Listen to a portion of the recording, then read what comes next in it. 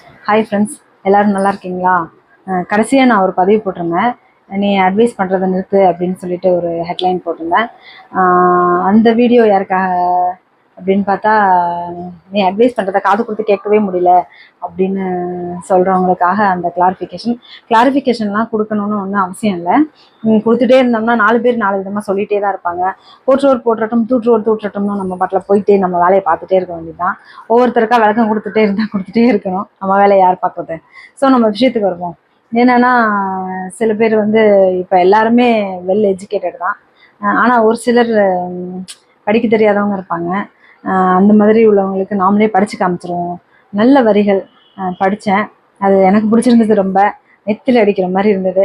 அதனால் சரி, ஓகே, நம்ம படித்து காமிச்சிருவோம், நம்ம படிக்காத அம்னீஸ்க்காக அப்படின்னு சொல்லி நம்ம சொல்லிடுறேன். ஏனுங்க அம்மனி, ரெடியா? ஓகே, விஷயத்துக்கு வருவோம். என்னன்னா, உனக்கு என்னை பிடிக்கவில்லை என்பதற்காக, நீ என்னை வெறுக்கிறாய் என்பதற்காகவெல்லாம் நீ வேண்டாம் என்று விலகி நிற்க மாட்டேன். உன் உறவு வேண்டாம் என்று தள்ளி வைக்கவும் மாட்டேன்.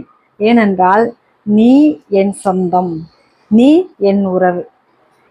புரியுதுங்களா? நீ என்னன்னா, புரியாது, ஒரு சிலருக்கு புரியவே புரியாது. நம்ம என்ன செஞ்சோம், நம்ம சின்னதாக ஏதாவது செஞ்சுட்டு போயிடுவோம். அந்த விஷயம் நம்ம எதிரில் நிற்கிறவங்கள ரொம்ப ஹெல்ப் பண்ணோம், ரொம்ப சங்கடப்படுத்தும். அது ரொம்ப நாளாக ஆகியும் சில பேருக்குலாம் புரியவே புரியாது. எப்போ புரியும்னா, அது அவங்களுக்கு வேற யாராவது செய்யும்போது அப்போ உணர்வாங்க. ஆஹா, நம்ம அக்காவை இப்படி பேசிட்டோமே, நம்ம தங்கச்சி இப்படி பேசிட்டோமே, நம்ம சொந்தக்கார பொண்ணை இப்படி பேசிட்டோமே அப்படின்னு ரொம்ப வருந்துவாங்க. அப்போ தான் உணர்வாங்க. அந்த உணர்ற நாள் வரைக்கும் நம்மளாம் வெயிட் பண்ண வேண்டாம்.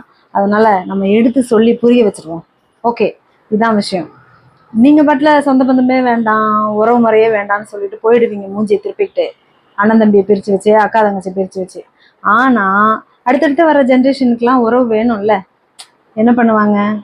நம்ம சந்ததிகளும் நல்லா இருக்கணும்ல, உறவு முறையோட, சொந்த பந்தத்தோட எல்லாரும் நல்லா இருக்கணும், எல்லாரும் நிம்மதியாக இருக்கணும். கடைசி காலத்தில் 4 பேர் ரொம்ப முக்கியம் இல்லை? ஏனுங்க அம்மனி, புரியுதா? நன்றி, வணக்கம்.